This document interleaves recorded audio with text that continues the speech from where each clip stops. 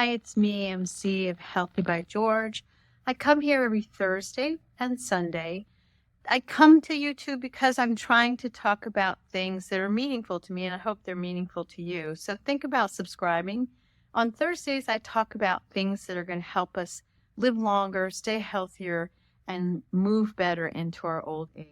Welcome to Healthy by George. I want you to know that this is for informational purposes only, and it should not be considered as medical advice, nor does it have anything related to my employer. So it's always best for you to check with your own medical provider before you do anything that I recommend or for any medical treatments. So please join me, hit that subscribe button, and turn on notifications so you never miss an episode. So what are we going to talk about today? Well, this idea about irresistible food. So, why am I talking about irresistible food? I saw this documentary and then I learned that it came from this book. So it's a documentary that showed up in BBC Network, which is difficult to find here in the United States. I still haven't found it.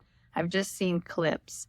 You can see clips of it on YouTube, but it's called Irresistible Foods: Why We Can't Stop Eating Certain Food. And, this is really, really, I think, one of the biggest problems that we're facing in our food accessibility is this issue of what's being manufactured and how it's being manufactured. It's it blows my mind. First of all, 50 to 60% of people in the United States, in the UK, and in other countries, no matter what the economic level that you're at, we're eating what's called ultra-processed food. That means it's packaged so that you can eat it right away, or you can heat it up and eat it, or you take it out of the refrigerator and eat it. It's extremely accessible, first of all. Secondly, this food has been manufactured so that it has these levels of appealing components that make them literally irresistible. And the companies that are making those have gone so far as to have certain types of sound branding and taste branding, packaging, smell. Because when you think about food, when we eat in a multiple sensory component way. We take it in with our eyes. We smell the food.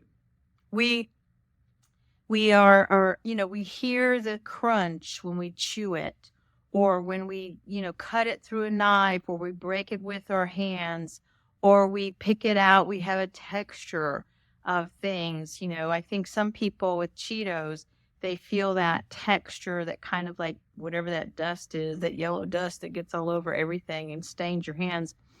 There's something about that definitely has this high level of appeal to us. And that is what these food companies are banking on, because they know that if they grab our taste buds and make these foods irresistible, you find it difficult to not consume them. It's like we always hear potato chips, Lay's potato chips, you can't just eat one. And that's the problem, is that many times when you are eating these products, you will eat a little, but you can't really hardly stop yourself because of two things. The way that it has this manufactured taste and how they've made it so appealing in so many ways. And secondarily, you don't get the normal kind of brain to mouth connection that you're getting full. They don't make you feel full. I read this amazing word that I don't know what it's called, but apparently there is a harmful effect due to these ultra-processed foods called organoleptic characteristics.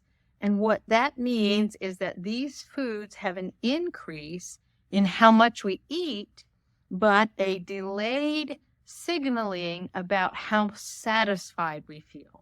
That's why sometimes when you eat certain foods, like a McDonald's hamburger, which has a ton of calories in it, you will feel hungry like 2 hours, 1 hour later, you don't feel satisfied.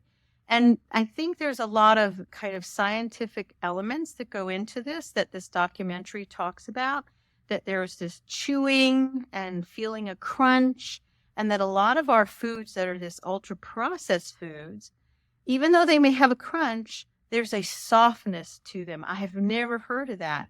I found, I'll leave the link to the YouTube little snap so that you can have that. I'll also leave the link to Rhonda Kirkpatrick. She's a doctor who talks a lot about ultra processed foods, and it's really blows your mind to know that there are 10,000 elements that are approved to go into our foods that are processed. 10,000. Who can keep up with that? And so, it really, really can be a leveling component when we start to think about our health, when we start to think about our hormonal health, when we think about people who are trying to conceive and all the things that we know that are disruptive. Clearly, there could be a relationship between how much ultra-processed food we consume. We learned that 50 to 60% of people use ultra-processed foods. I'm one of them. I've done it, I mean, is this drink that I'm thinking of drinking for my protein this evening, is it considered an ultra-processed food? Probably. I mean, look at all of the ingredients, And I mean, cellulose gum. I mean, there are some things in here I recognize, but palmitate, what is that? I mean, I think that's some kind of a vitamin or something, but dipotassium phosphate, do I need cellulose gel? But the convenience of having a protein drink that I can drink for 100 calories and get 20 grams of protein makes it very appealing. So I know that this is something that we have to address, and I'm seriously thinking more about that because I'm someone who has suffered with, what we call, this chronic problem with my hormones being disrupted. I've had a weight problem all my life. Now, granted, was that part genetic, part lifestyle, part things that happened when I was a young kid? Yeah, I'm sure there's multiple things and multiple factors, but we can't get away from the fact that the less ultra-processed foods that we consume and rely on is a healthier choice than relying on only eating things that come in a package.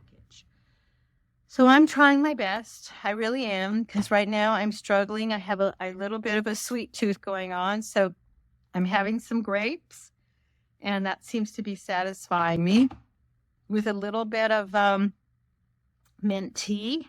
And that seems helpful, because truthfully, eating whole foods, whole vegetables, whole fruits, doing whatever you can to create a product that you created in your kitchen, that you understand how much went into what you fixed, whether it's your meal, your mashed potatoes, your meats, your vegetable dish or your soups, whatever you can cook and make ahead of time is going to be a much healthier choice.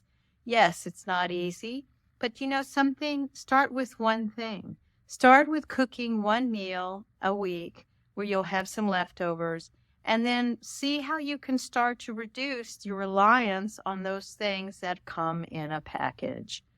I know I'm working on that. I mean, it's not simple.